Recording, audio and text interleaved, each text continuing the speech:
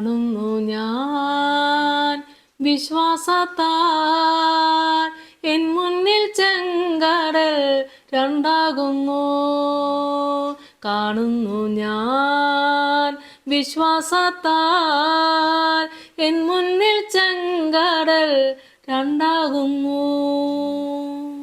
കർത്താവിൽ എനിക്ക് ഏറ്റവും പ്രിയപ്പെട്ടവരെ, 53 സങ്കീർത്തനം അതിൻ്റെ 1 മുതലുള്ള വചനഭാഗങ്ങൾ നമുക്ക് വായിക്കാം. ദൈവമില്ല എന്ന് മൂഢൻ തൻ്റെ ഹൃദയത്തിൽ പറയുന്നു.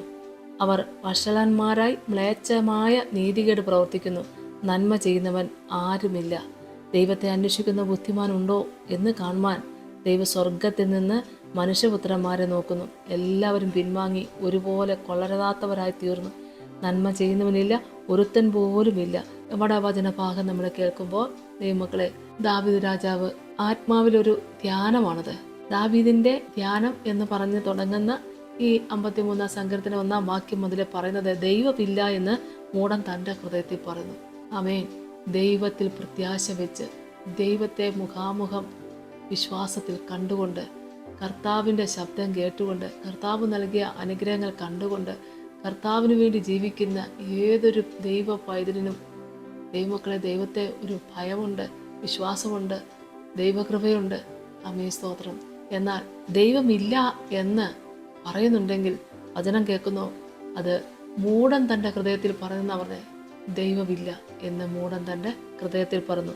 അവർ വഷളന്മാരായി മ്ലേച്ഛമായി നീതികേട് പ്രവർത്തിക്കുന്നു. കാരണം ദൈവഭയമില്ലല്ലോ, നന്മ ചെയ്യുന്നവന് ആരുമില്ല. ദൈവത്തെ അന്വേഷിക്കുന്ന ബുദ്ധിമാനുണ്ടോ എന്ന് കാണുവാൻ ദൈവം സ്വർഗത്തിൽ നിന്ന് മനുഷ്യപുത്രന്മാരെ നോക്കുന്നെന്നാണ് പറഞ്ഞത്. ഈ കാലങ്ങളിൽ നമുക്ക് നല്ലൊരു സാക്ഷിയെ തീരാൻ കർത്താവ് ഒരുക്കട്ടെ. സ്വർഗത്തിൽ നിന്ന് കർത്താവ് ഭൂമിയിലേക്ക് നോക്കുന്നല്ലോ. ആമേ, സ്തോത്രം. അറിയായ്മയുടെ കാലങ്ങളിൽ എന്നെ സംബന്ധിച്ച് നോക്കുകയാണെങ്കിൽ യേശു കർത്താവ് ജീവിക്കുന്നു എന്നൊരു സത്യം ഞാൻ അനുഭവിച്ചറിഞ്ഞത് 23 വയസ്സിലാണ്. ദൈവത്തിന് സ്തോത്രം, ഹല്ലേലൂയ. അന്ന് മുതൽ എൻ്റെ കർത്താവിന് വേണ്ടി ഈ 33 വർഷത്തെ എൻ്റെ ആത്മീക ജീവിതം കർത്താവിന് വേണ്ടി ജീവിപ്പാൻ ദൈവം ഇടയാക്കിയത് ഓർത്ത് ഞാൻ ദൈവത്തെ സ്തുതിക്കുന്നു, സ്തോത്രം ചെയ്യുന്നു. പ്രിയപ്പെട്ട ദൈവമക്കളെ, എൻ്റെ കർത്താവിന് വേണ്ടി ജീവിക്കുവാൻ ദൈവം വിളിച്ചു വേർതിരിച്ച വഴികൾ ഭയങ്കരമായിരുന്നു. അത്ഭുതത്തിൻ്റെ അനുഗ്രഹത്തിൻ്റെ സാക്ഷ്യത്തിലൂടെ ദൈവത്തെ അറിഞ്ഞപ്പോൾ മനസ്സിലോർത്തുപോയി, എൻ്റെ കർത്താവെ, എത്ര കാലങ്ങൾ പാഴായിപ്പോയി, ജീവനുള്ള ദൈവത്തെ അറിയാതെ പോയ കാലങ്ങൾ. എന്നാലും എൻ്റെ പഴയ വിശ്വാസ ജീവിതം നോക്കിയാൽ അക്രൈസ്തവ കുടുംബത്തിൽ ജനിച്ച ഞാൻ എൻ്റെതായിട്ടുള്ള വിശ്വാസ ജീവിതത്തിൽ തന്നെയാണ് ഈശ്വരനുണ്ട് എന്നൊരു സത്യം മാതാപിതാക്കൾ കൂടെ കേൾക്കാനായിട്ട് ഇടവന്നു. എന്നാൽ ഞാൻ വിളിക്കുന്ന ദൈവം എൻ്റെ കൂടെയുണ്ടെന്ന്, എൻ്റെ കർത്താവിൻ്റെ കൂടെയുണ്ടെന്ന് അനുഭവിച്ചറിഞ്ഞൊരു പ്രായം എന്ന് പറഞ്ഞാൽ 23 വയസ്സായിരുന്നു. 12 വയസ്സ് മുതലുള്ള ഉണ്ടായ ആ ബ്ലീഡിങ് എന്ന രോഗത്തിലൂടെയാണ് ജീവിക്കുന്നൊരു ദൈവമുണ്ടെന്നും സൗഖ്യം തരുന്ന ഒരു നല്ല വൈദ്യൻ എൻ്റെ കൂടെയുണ്ടെന്ന് ഞാൻ അന്ന് തിരിച്ചറിയുവാൻ എനിക്ക് ഇടവന്നു. ഈ ദൈവത്തെ സാക്ഷീകരിക്കുവാൻ എൻ്റെ കർത്താവ് ഇടയാക്കിയ നന്മയ്ക്കായി നന്ദിയോടെ സ്തോത്രം ചെയ്യുന്നു, സ്തുതിക്കുന്നു. ഹല്ലേലൂയ.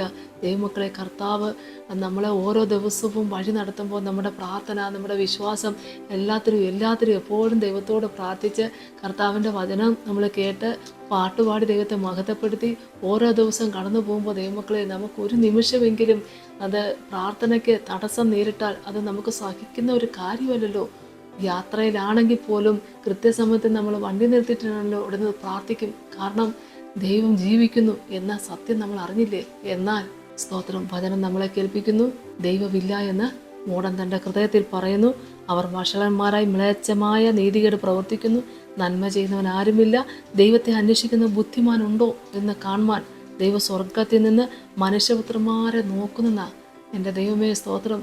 സ്വർഗത്തിൽ നിന്ന് നോക്കുമ്പോൾ നമുക്കൊക്കെ ദൈവത്തോട് അടുത്ത് നിന്ന് പ്രാർത്ഥിക്കാൻ ദൈവം സഹായിക്കട്ടെ. വചനം പറഞ്ഞ് എല്ലാവരും പിൻവാങ്ങി ഒരുപോലെ കൊള്ളരുതാത്തവരായി തീർന്നു. നന്മ ചെയ്യുന്നതിനില്ല, ഒരുത്തൻ പോലും ഇല്ല എന്ന്.